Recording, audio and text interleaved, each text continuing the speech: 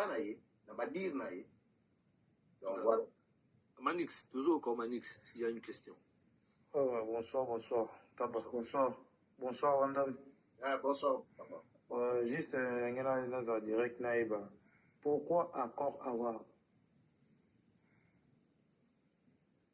Pourquoi accord Awa? Oui. Oh, là, on a bien voté. Oh. Oh, mais parce que, en tout cas, sincèrement, naïbi makambonate.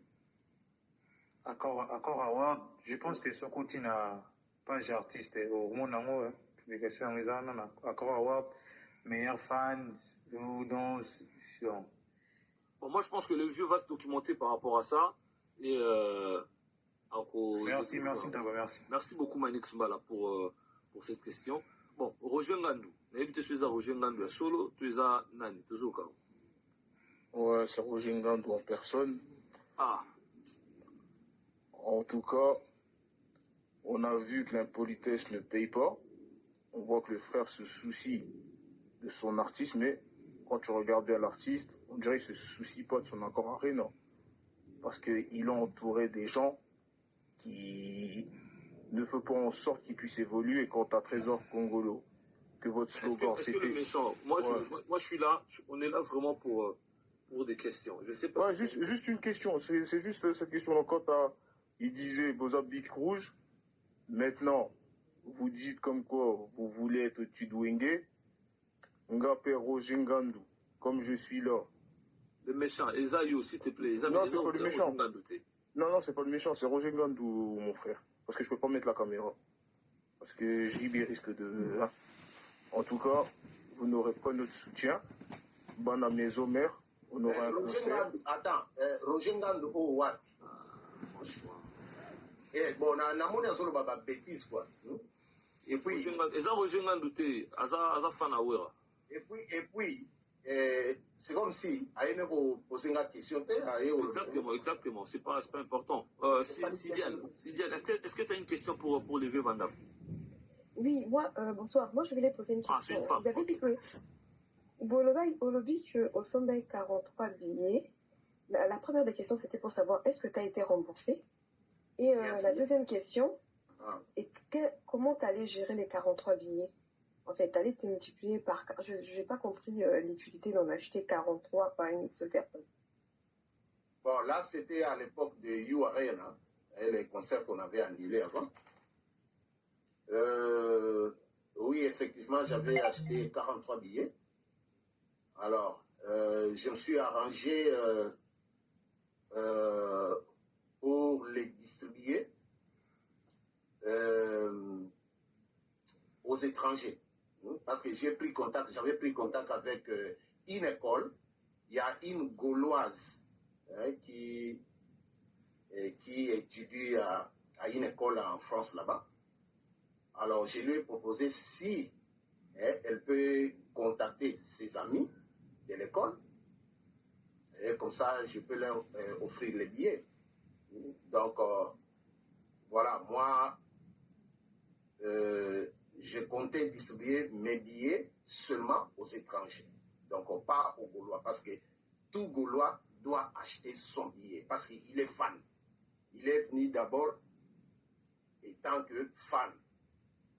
Donc, il doit soutenir son artiste. Donc, voilà. Je ne sais pas si j'ai répondu à ta question.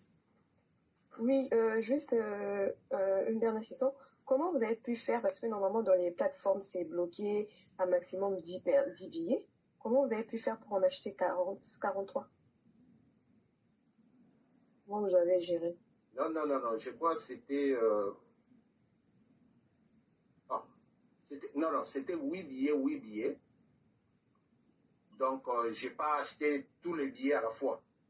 Donc, j'ai commencé depuis le matin, dès que la billetterie était ouverte, ce jour-là. J'ai acheté 2 fois, 8, ça faisait 16 billets. Et quand j'ai fini le boulot, quand je suis rentré à la maison, j'ai ajouté encore 8, et ça faisait 32. Et pendant les lives, parce qu'on avait fait une live à Matalana, donc vous achetez vos billets en présence de tout le monde sur TikTok. Donc les autres billets, je les ai ajoutés en live, quoi, quand on faisait les lives. Donc voilà. Et c'était une forme de challenge. Donc il n'y avait pas que moi, donc nous étions avec les autres amis qui ont acheté aussi leurs billets. Donc voilà. Et il y a une femme qui avait acheté plus que nous. Elle a acheté 87 billets et moi c'était 43 et puis l'autre c'était 18. D'accord. Bon, je pense que la réponse elle est là. Ok. Merci beaucoup. Merci Sidney. Merci pour la réponse. Je descends. MJM, toujours au cas où. MJM, bonsoir. Bon, je pense qu'il n'est pas là. Une analyse, bonsoir Vandam, bonsoir en tout cas. Nana question Motuna et qui est un peu dans son CA. Je suis là, avec retard hein, en plus. Ok. Maintenant, là qui est un peu dans son CA, de commencer à autour les canards. Nangina yeba, quand on bosse son baba 5 billets wana. Quand on tourne na loto, surtout que la logique, il y a Mobondo. Mobondo. Comment est-ce que Batou Bayebi que non ba épelé, son bakana moto moko 5 tickets. Est-ce que vous avez que non, Mobondo ana ekufi la bandimi, na sens nini? Yo sombi 5. Et bon baningo ba na pembeni wana. Ba osuka ndenge nini? Donc moi je pense que Mobondo Mobondo, il faudrait au moins s'assurer nani bino moko bozwanani batike. Et ensuite pour constater que bon il y a un manquant pour 5. Donc en fait ma question est un peu dans la logique. Comment est-ce que vous voyez que vous avez mon 5 tickets? Merci. Question? Voilà. D'accord. Ok, merci. Bon, il faut comprendre, oui, Mobondo est un slogan, oui, à Gaulois, tous à Mobondo, oui. Mais si quand on est comme il y a des billetterie, tant on fait moi, on t'a aussi selon ma moyenne, mais biso tolobaïga que pour un Gaulois, maximum 5 billets. Vous comprenez? Donc, et dans la moto, super, avoir une somme à 2 billets, 3 billets, tant pour autant comme on a 5. Donc, les autres dépendent des gars qui ont un moyen, il y a montre. Net, on a aux exemples, on a somme qui 5 billets. Et automatiquement, je les ai distribués à qui des droits. C'est-à-dire, bateau na solagi na bango, c'est-à-dire mes collègues de boulot. Mindele misatu na ba Jamaïcain mi balé. Linga musique. On a si na laksa bango, papa Hervé, tout ça banini. Alors, ils ont été d'accord. Ba na sombe la bango billet, ba ko yandoule. Alors, ngata na sombe 5 billets na kabole il bango. Mais ngande eloko oyo ya ko sombe ba billet belé pour au Kabila Gaulois. Là, je ne suis pas d'accord avec. Parce que tout Gaulois est un fan, donc il doit apprendre à acheter ses billets lui-même. D'accord. Gola 23. Toujours au fond la micro. Bonsoir. Non, analyse bonsoir na bande ko bana panel. Vanda ngana kana question. Toujours ba monsieur toi ba Gaulois fora somba 5 billets. Nas konde na sombi billet moko. Asal mabi. Au sel mabi te. Bon, si tu as un bagage, nous avons des cas autour. Bon, c'est obligatoire. Oui. De l'obligatoire que, ils ont objectif de lancer. Parce que. Non, lancer objectif. On fait dans l'obligation de 5 billets. Non, on a une organisation à biso fan. Donc faire la fan wana yo so ba organisation so ba fan na da fan na yo ki organisation ngota yo ndenyo yo ki en place ni ba le bien Mais papa, tant qu'on a zoloba awa. Mais yo zoloba yo zanani. Yo zanani. Ozaka fan lo wangati. Ozaka lo wangati. Mais kasi yango na lobi te. Ezaka bon, siko yo ndengo ozawana. Yo oza fan oui. Est-ce que ozolobela pe faire te? Nazolobela faire mais yo zoloba ja organisation biso osali za loko zo obligé ba. Papa. Moni. Alobi bien na lingala ezali lokola. Oza Gaulois. Oui, na ba bien na ngai. Bon sikoyo. Papa, oza Gaulois mais ozoya siko na ba question moko. C'est comme si on a ma question de maloba na yo des abienti. Non, maloba no za bienti. Maloba na za bienti na ndenge nini? Explique-toi. Mais yo ba question auto tuna yo awa. Za nani organisation ko utu wapi? Ozo ko répondre ngango te? Na lobby ba fan. Ngana fan. Oui, yo ba fan mais organisation ko utu wapi? Osala ko ka. Tu vois, yo organisation na tango yo sol ba organisation donc olingi oyeba soki yo muto lobby yango na munoko na yo yango na otu na yo papa ngana lobby na munoko na ngaka ka oyo na lobby ke objectif po ngana sala ba live na sala ba live j'encourage yo moko te ba tu ba sala ba live osala yo moko ta bon mais langage non des bien langage donc on mona bande c'est là na sikovi vandom omoni yo seremo yo kanga nanu yepi tika bato baloba yo komaki awa tango kofi abeti concerne na sepela na maloba noti lelo ka tango bandi life yo na lisa oyebisa ozada nga po na nga ozala no golwa ti po na ngai na langage yo bandai dene bandela life oyo tango ozoloba deja obiso bagolwa boyo toza beshek tokoka te mabe deja yebi ke biso toza bavoisin oyebaka yango viva non babi ndako etanga mai soki ndako na bino etanga mai pourquoi tu vas voir cette faut ba langage wana ya lingala faut ba ba mozo utiliser wa mukolo nunguza bo faut ba ba fana ti biso za esa bango pass faut ba ngo devant na nenga bien na nenga respect faut ba ke na nengo zo loba to zape na batu nengo zo loba bongo esa bango pass tete ngai pela na sepela te banda ko ba mama ko fina sepela no su na nemo bien somba tike na yo ota concert na yo ti ba go c'est là nanu ngana sisa pe yo lobi bebe papa somba tike na yo kota concert ne pas ko nanga ba yambinga ko ye nanga marque wana te na saye ize misolanga na kiti me ye bango ke dans la vie na olinga to lobela biso ita bon ndeko s'il vous plaît to za na ndenga kimia parce que Mikolo Bazali Balek Bazali et ça live tout ça na vie Vandam alobi mambo alobi ce qui peut-être il y a un souci il y a un message il y a une question au retour de la question et on te sali l'autre tout ça là toute la question soit s'il y a une chose à recompléter je pense que ce serait la bonne manière donc voilà Gloriano Tozoka bonsoir bonsoir ni analyse pesa ba mondo créer zone de la après ah d'accord et mondo Tozoka ouais, nous analyse bonsoir bonsoir na batno so bazawana mwana ko lo baboye soki kaka embondo cry bandi buzoba bokitela ngai merci non embondo za la respect tout d'accord ve vandam ve y a pas de souci ve vandam déjà ngana ye ko tuna yo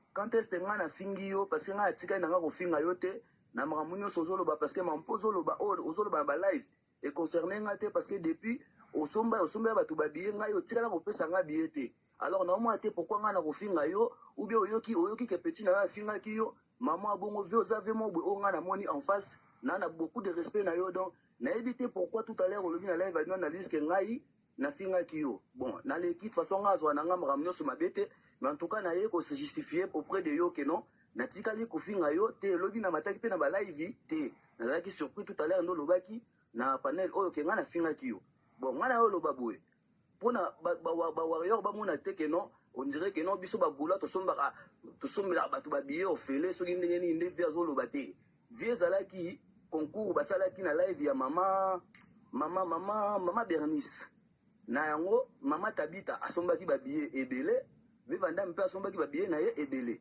place apesaki ba biye na ye ngai na yebi te mais ngai en tant que Gaulois na yaka concert ya le padre nakutana même na ve Vandam ve atikala kopesa ba Gaulois ba billet te ve atikala kopesa ba billet pa ba golo na misu na ngai te ve atikala kopesa ngai billet te po ba waya ba mo teke non ve somba 44 billets on dirait ba golo ba somba ba billet en gros po apesa ba yo fele non bato ba ya concert wana baza ba golo oyo balingaka faire et puis ba somba ba billet na bango donc s'il vous plaît, Van Damme, ne sous-estime pas les efforts de Gaulois parce que si tu as Bakayou et Nabamalili, toi tu contribues à rien. À moi, tu n'as rien donné et je t'ai jamais manqué de respect. Donc, franchement, Vena, désolé, je t'ai jamais manqué de respect et hier, je suis monté dans OK Live. Je suis vraiment désolé parce que Naebio, personnellement, Oyebi Ngapene Nazarabou. Il a dit que non, le bon monde n'a pas comme un petit wana. Devant 300 personnes, je dis que je t'ai manqué de respect alors que Natikali Kofinga Yote, l'OIP à matin, n'a pas TikTok. Franchement, désolé, Van Damme, arrête de nous humilier. D'ailleurs, pour ton aïe, non, moins de abou et biso ba gaulois, to kabeli ba warrior, bon soyez. Ton dit ça de France, le roi son bababillé, ton dit ça de France avec tout. Je pense qu'il y a pas de question, il y a pas de question, donc. Comment est-ce que vous avez il n'y a pas de question, il y a pas de question, donc Van Damme avait raison. Bon, Francis toujours aussi il y a une question, tu vas avancer. Bonsoir Van Damme, bonsoir New Analyse. Bonsoir. En fait, New Analyse, on a posé la question. En fait, normalement, ils ont trop dans la live à Bagoulo. Certes, papa va au bêta concert pour Azobat. Est-ce que les politiques a bien, na autre question, politique a bien, Moutoumoko Yemoko, Asomba 40 billets ou 50 billets. Certes, concert ils ont la pour Batubaya. On suppose que peut-être 500 personnes, bah, 1000 billets, jour à concert, vous avez batopé ça, on faire un petit concert devant. Enfin, la petite salle, moi, il y a 20 000, mais devant peut-être 8 000 ou 11 000, mais ça qui sold out. Est-ce que ça politique a bientôt, faut politique à battre, bango moko, à son billet, na epo, à l'inga artiste, na yé vraiment côté la concert. Tout vous sommes ba concert, billet, concert et ça, sold out, mais la salle, ça les a à moitié. Je sais pas si la politique a bien, ou ils ont un rapport au texte, c'est pas bien. C'est question dans les armes. Bon, je crois que na répondais déjà à la question yo. Robert que ngata na sombe ba billet nanga. Objectif c'est d'aki ba goloate. Ils allaient pour na cibler ba étranger. Donc ils allaient peut façon moko il y a pour faire connaître notre artiste dans le monde mususu. Vous comprenez? Donc voilà en fait l'objectif est où il y a sombe ba billet et belé pour tout ça là. Mais comme des balbans toujours que non,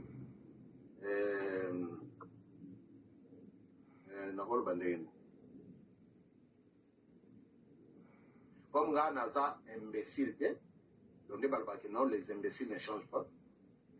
Alors ngamoko na komi ko telemela et loko oyo ya resomba ba billet et belé pour distribuer aux Gaulois.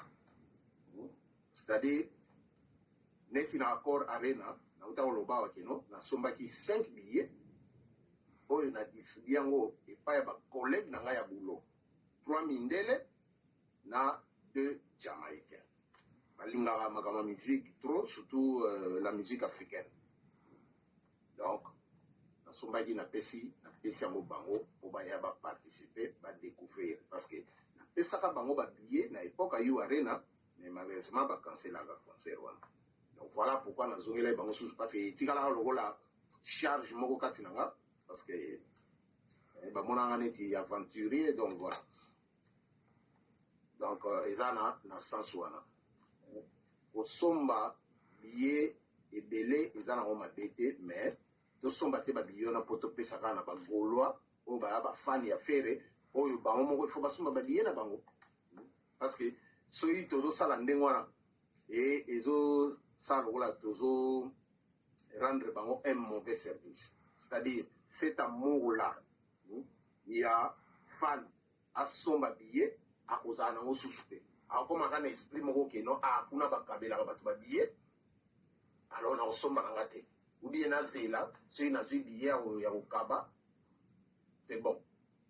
Ou bien, on a que non, on a son billet, mais à geler dans le bon, on a alors c'est comme à la dernière minute sur la Monique a vu billet tendait à au somba. Donc voilà, donc ils en a conséquence belé quand il y a Macambo. Donc voilà. Je pense que la question a été répondue. Est-ce que Loriano, est-ce que tu as toujours une question? Tu n'as pas une question ouais. normalement, bonsoir, New Analyse, bonsoir, Vieux Vandam, bonsoir, le Sbar, il y a des autres presque, donc, milieu, mais il y en a tout na question, et na rebondi likolo ya makambo oyo Vieux Vandam awati oloba. Na tuna question. Est-ce que kosomela bato oyo baza na moyen te papier ki aza gaulois eza lisumu? Eza na moyen lisumu te, mais sauf que ntango yo oye comme fan ya motu moko afonisa yo te, yo moko oya okoma fan olati mpe affiche affaire egola.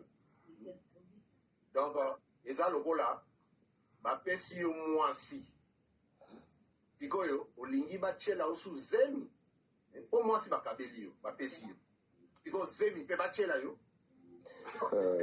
Soko na rebondi likolo wana parce que merci na réponse na yo nazwa na réponse wana omoni tote kolobela ngo dernière fois na bapanel ake me baexemple baévénement nyonso minene eza na bamesene basombaka babillet ebele, eza na basociété esombaka billet ebele, eza na baassociation oyo esombaka billet ebele mpona kopesa bato. Soki fere aza na baassociation wana te kosombela bafani mosusu babillet bato mosusu babillet ke eza na bagolo oyo kena makoki osomba di billet ngambo mpona apesa bato mpo ke non bato wana pete bala makoki te parce que obule bato mingi bakanisaka non bagolo bazwaka billet wana peut-être baza bagolo ke tanto asalaka misusu baza mosusu aza golois te maza motu peut-être na eropa bato angunda bazali auti koya na moyen te azozanga mana besoin akende concert bapesaka tomona wana baconcert nyonso kolongola ya motu te nyonso esalamaka. Pourquoi ekomela problème oyo bake non otieki zemi bonsi wana boto soki osomeli golois billet ekoma na baproblème ya boye ke non kosomela golois billet eza mabe ndenge ozo po koloba na yo na réponse na yo ça montre que c'est mauvais ya kosomba billet opesa moto aza na makoki te pendant que tous les conseils oyo ebetama kolongola ya motu te oyo to ebetamaka bato bazwaka billet gratuit basomela bato babillet. Pourquoi olingi ezala le contraire na oyo ya fere et ozo ko se proclame en tant que gaulois? Pourquoi ekozala le contraire na oyo ya fere? Il faut kaka gaulois asomba ye moko billet mais jamais bakokabela osomba diti 10 billets de 7 billets okabela bato baza na makoki te. Pourquoi na to ya fere eza mauvais na baartiste mosusu eza malamu? Bon, nalobi te ke eza mauvais, mais nalobi ke eza habitude moko ya bien te tokomi ko inculquer na makambo oyo parce que eya motu mosusu azali na mbongo na ye mais alingi mikomisa neti mobola po kaka azwa billet ya ofele eza na sens wana. Mais nde balobaka toujours que dans toute règle l'exception ne manque pas, donc ekokozala mpe cas par cas mais tokoki kogénéraliser yango te. Et puis bato mosusu ntango basombaka babillet ebele bamosusu mpe basombaka yango na ndenge ya commerce na bango basombi ne babillet ebele mpo aya korevendre yango après parce que omoni bato nyonso tozalaka ndenge moko te. ngai nasombaka toujours babillet na nga ntongo soki bafungoli na 12h1 nazalaka deja na babillet na nga ozomona.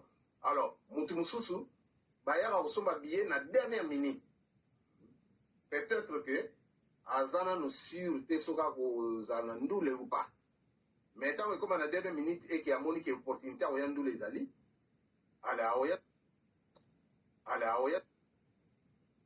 koma ko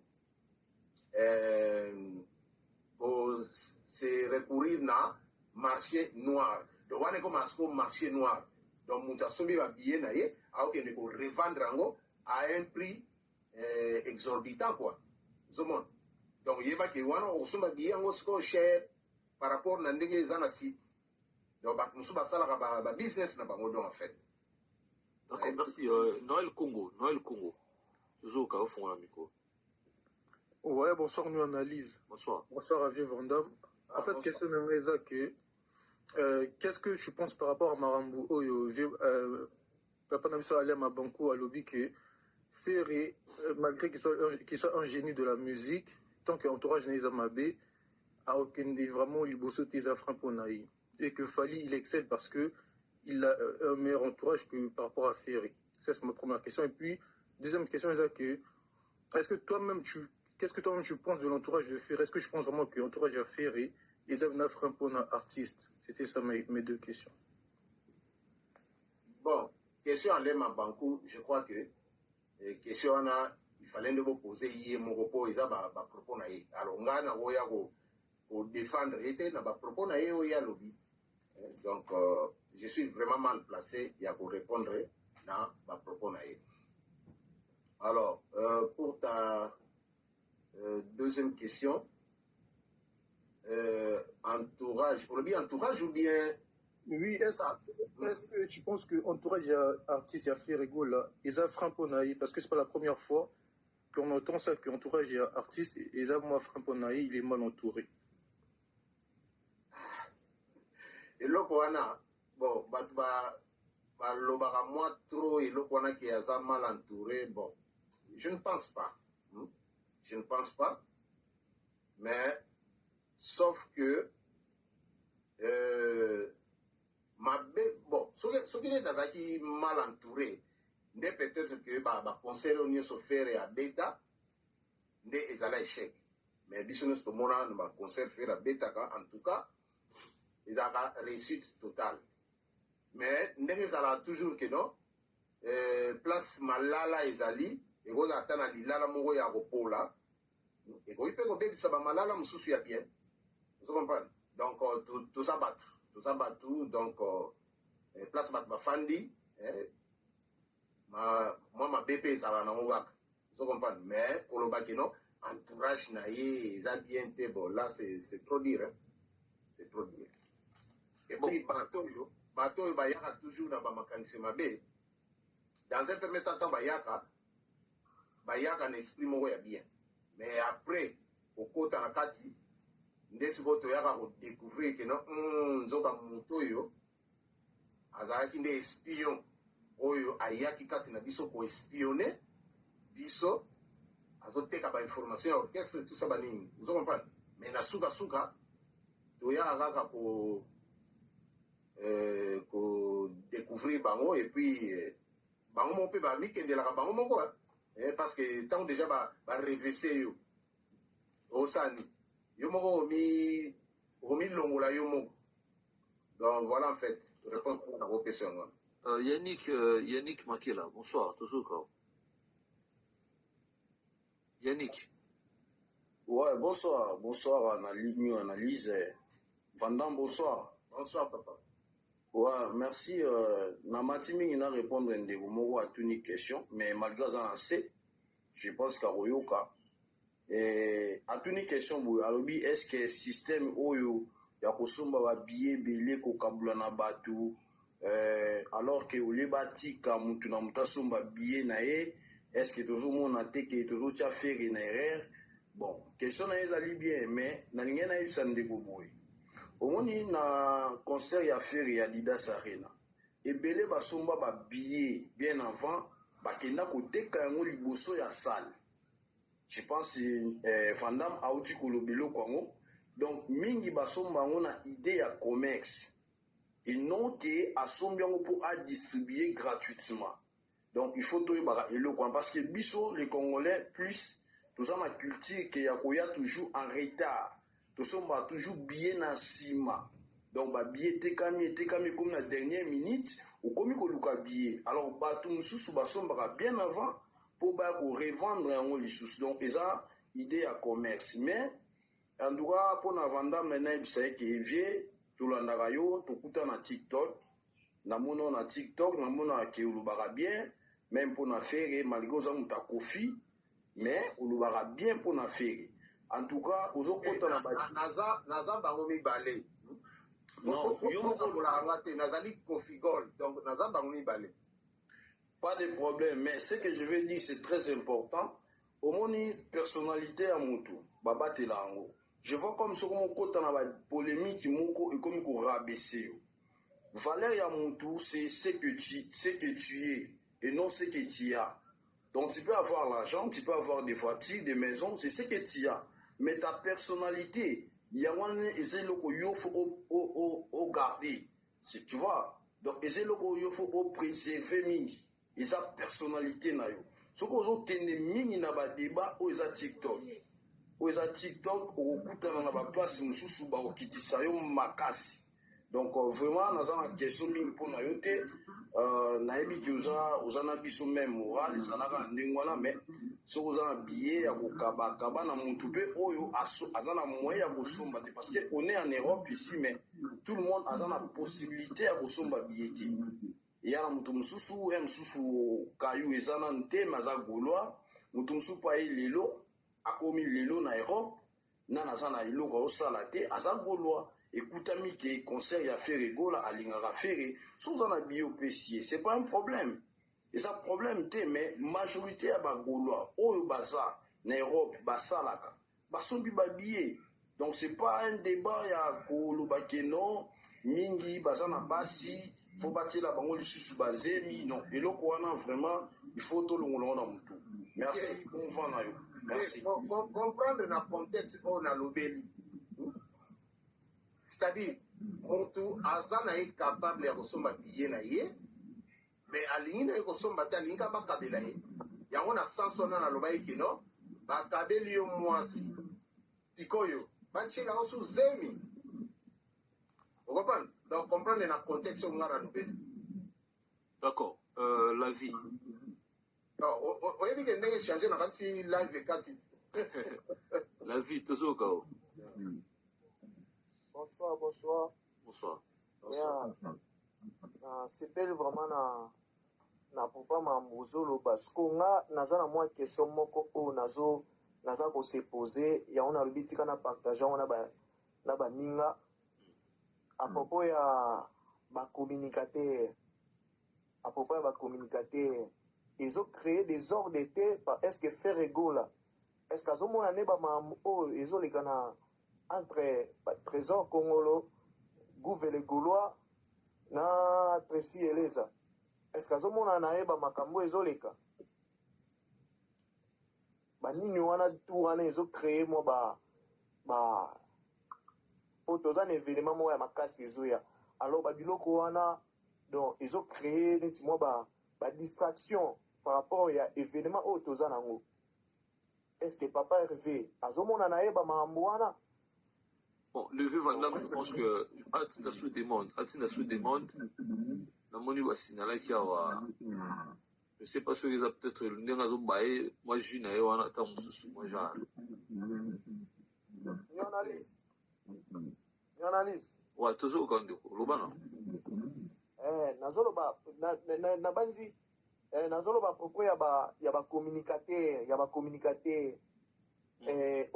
entre Trésor Congolo, Tracy Eleza, na Gouvele Gaulois. Est-ce que papa Hervé, azomona naeba mamu oyo parce que ba débat oyo, ils ont créé un peu moins de distraction par rapport à l'événement oyo toza nango. Très bien. Ils ont créé vraiment de distraction ma casse. Faut tous à la concentrer l'événement mais toujours kaka ki o pa comme wela ba poster talabo. Parce que à propos à biloko wana est-ce que papa Hervé, azomona naeba mamu oyo? Bonne question. Yangoka nazaraki nango na partager na baninga. Je pense que c'est une bonne question. Beaucoup. Oyebi ke nazawana ou quoi? Ozali tozoka. Mais wapi nga dans soki mona te? Ozana na panel. Omi mona te attends. Ona na changa na munene. Ouais. Mais jus, quoi, évitez qu'à jus, hein. Jus, on a peut-être accepté. Ok. C'est là. Parce que dans une restriction. Ouais.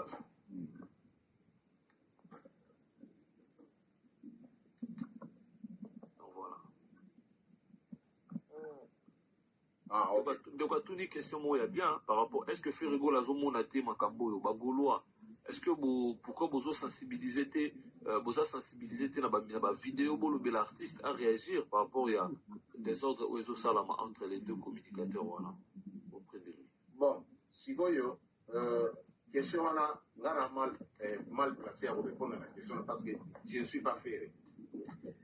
Mais je crois que nous sommes les réseaux sociaux, à mon appart, à Zalaga, informés. Donc, yemo nde le guide suprême yemo wa yebi ba décision nini oyo akozwa mpona batravailleur na ye mais ngai eloko kaka nazobeta sete ke biso bakolo balive bapanéliste to bimana na distraction wana ya bacommunicateur na balive tout ça on n'a pas besoin on n'a pas besoin de ça pour le moment donc tozana na arena accord arena po eza wana babillet telemeli biso nde il faut to vendre to acheter donc voilà okanga réponse kana ko pesoka yango wana. D'accord, merci beaucoup. Deo Muzungu, toujours au Bonsoir, News. Bonsoir. New Analyse. Vandam, bonne papa. Bien papa Nangaï. En tout cas, on a matière, on a fait ça en beauté, juste pour féliciter, on a acte. Okay. Voilà, comme on a. Deo Muzungu. Ah, Deo Muzungu. Ouais, louable, félicitations, sauf que aux a canalisé en très mal, puisque vous savez qu'affaire Yaposombe la Batouabiye, ça existe dans tous les orchestres. Et même à Kinshasa, comme ça se passe, tout le monde a libanda na concert na biso, monsieur Tobinga avant bangimbo, excusez-moi les termes. Ouais, bazala libanda, surtout commis, après prêtre, petit papa, alors c'est même ma poto ezali, to ezalaka, et ce n'est pas tout le monde où a la possibilité ou soit azalaka prêt pour na kosomba billet pour notre moto azana bozui naie. Alors on se retrouve dans un groupe des étudiants qui va étudiant ndenge bazalaka bazotanga se retrouver et voilà nazala ba massa na étudiant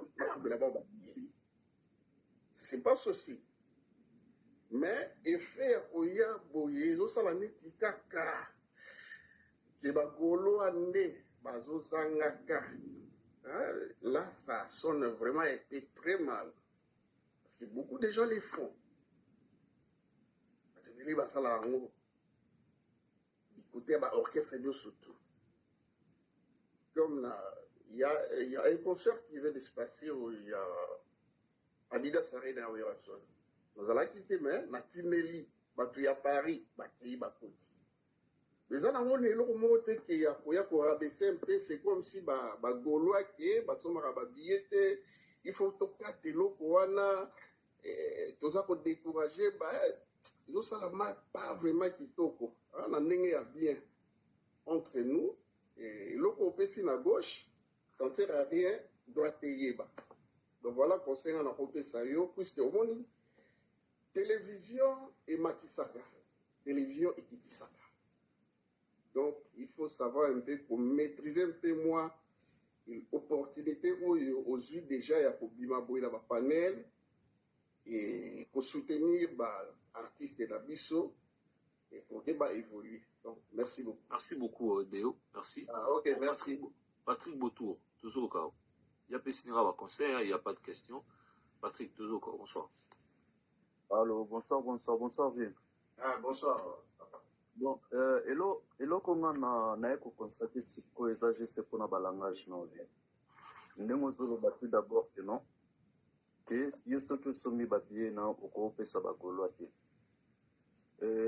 Deuxième, et après on va rebondir sur le qu'on a deuxième aux autres traités batumusus que non net traité ka panthère noire aza vrai nakolanda kana maloba na moko tout à l'heure au tsolo bakeno yo oza bango mibali oza kofi oza pe golois siko eloko nini o ezo empêcher panthère azala warriors azala pe gauloise naza serelo moko ezate mutu akoki kotraite aza faux aza te mais siko nga soki nalandeli langage na yo oyo ozolobaki na yo soki osomi babiye na yo okoki kopesa gaulois te ça se voit vraiment que non ozali gaulois te ngai ngai on a zoyebisa tant première date ya Fally ebimaki nalai na problème à renouveler doute nanga naza embauché mais na se retrouver na ndako ba renouveler nga na doute ke na sala ke mo 4 mois j'avais rien mais na sengaki kana bato ba panel moi et sengaki no t'inquiète pas naza ba bien na opesa est-ce que le lobby que non Moutouana, et puis son abiso que nous moutouana pesa nga ba bien naza gauloise. Ozola nanga bien, oui, mouta prometa ki nga bien aza gauloise. Apesi nga bien. Omoni siko eloko na o yozolo ba keno yo soke so et puis ozobeta tolo keno oza bango mibale. Pourquoi sikoyo kaka na kana bino zolo bango pe bien keno ceux qui ont soumis ba bien non au préfère au pesa ba jamaïcain au pesa se ba duneni premièrement faut au soigner non chez eux au moni qui nous a nangote au copes mais le deuxième date c'est j'ai déjà repris mon travail la deuxième date c'est les 3 si na somba bien à l'aise donc et puis elonga na tuna lisusu pourquoi et pas na bino kaka bakokanela nezalaka entre bino na bino bakoswana ezalaka entre bino na bino soki oye tokobeta soki osali biloko wana toyoka yango kote babareur osilishi ouais. Ok, merci. Bon, na likambo ya o nalobi ke babiye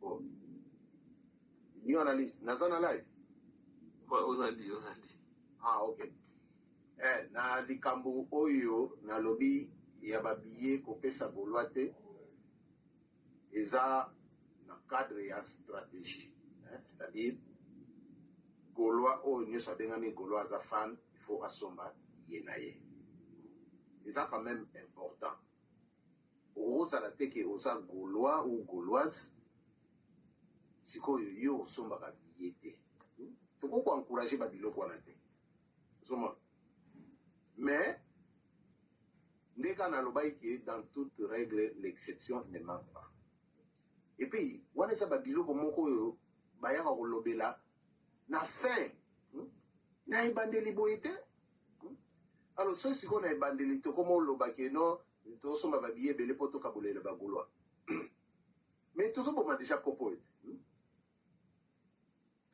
tozoboma déjà donc tozo rendre bato déjà que non akosomba te parce que ayebi ke bakokabela ye totika nanu bagolwa basomba babiye na bango parce que baa bafan po mutu ntango ayaki kokoma fan baobligea mutu te c'est très important babiloko wana ya koede eza babiloko moko ya dernière minute mais na minute oyo tokolobela nanu makambo wana te ya kokabola babiye mpa bagolwa po eza foko.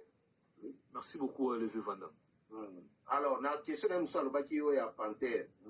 Bon, et là, Moko, il faut comprendre que moi, j'assume au Nganasa étant Kofigol. Mais si qu'on Panther, a assumé que elle Moko Panther a commis Gauloise, elle Moko a commis Warrior.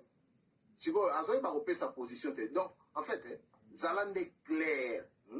Yebisa biso oyoza soko yebisa biso ke no nazalaka wargo ndenge new analyse zali to comprendre que non ozaka wargo bosiko el moko oye kote na biso nazalaka gauloise après moko kimi biso nazalaka warrior donc voilà yango pourquoi tozotelemela ye yango nabai ke azalaka double face.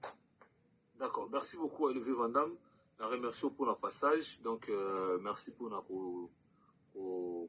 invitation à biso et puis live l'équipe bien donc bandeko s'abonner à Vandam au sala bien, c'est un papa pour vous, un frère, un grand frère et au sala bien azolo va bien donc bon poids et puis esprit dans la continue toujours pour motiver bandeko somba ba billet pour l'événement la bino.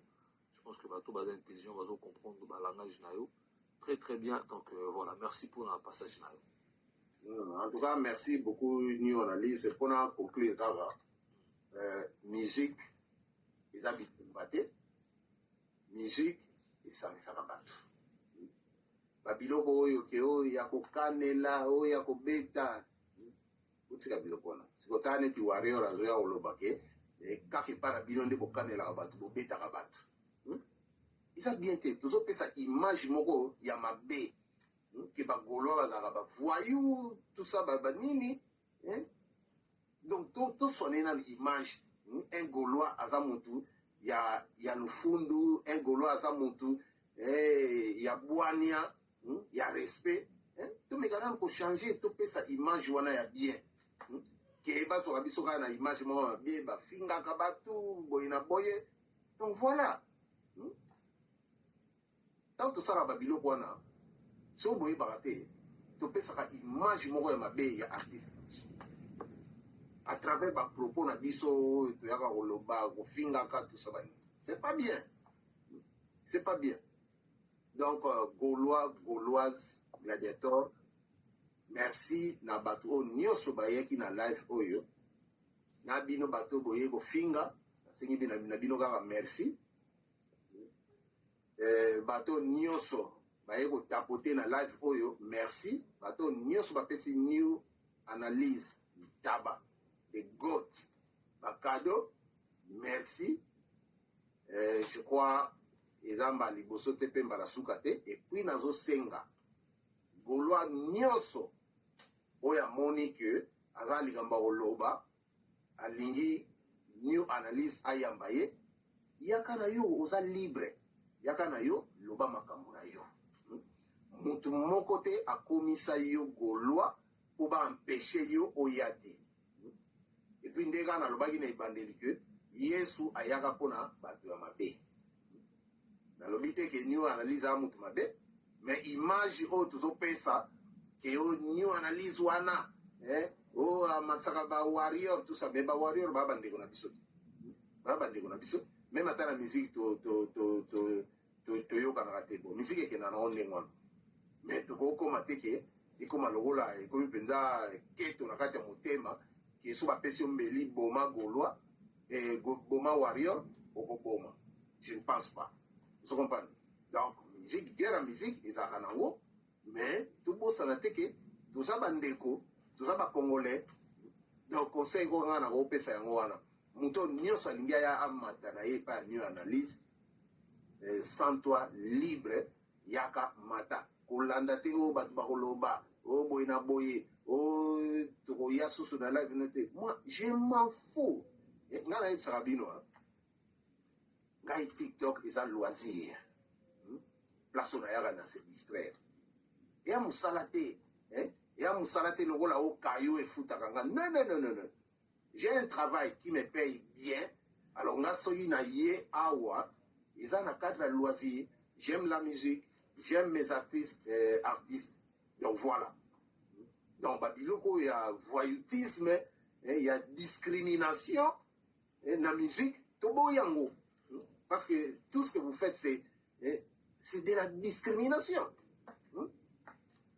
biso ntango tozokola makambo ezalaka te me bino bana lelo oyo boye na babuzoba moko oyo ke toyebi te kombo nini tokopesamo misiki ezalaka ndenge wana te misiki ezali mpo eadoucir bamers donc voilà donc oyo kaka nazali nango ya koloba yango wana en tout cas merci beaucoup new analyse mpona opportunité oyo opesi nga en tout cas nzambe azongisela yo ebele donc je crois je m'arrête là na bato nyonso bamataki mpona baquestion je crois bozwi baréponse na bino baoyo mpe bayaki kofinga to komanke nga barespect merci na bino mpe kaka tokutani à la prochaine. Merci beaucoup New Analyse. Merci beaucoup Levé Vandam, merci. Je pense que le message est capté. La musique, ils apprennent à adoucir la merci. Donc voilà, la musique, ils en ont un peu tout moment. Gaulois, Warrior, ils ont un loisir, ils ont un divers, les gars. Musique, ils ont des mots, mais ils ont les lots. Ils ont les lots, tout le monde a live, tout ça, la vidéo, pour la sauver quand même, mais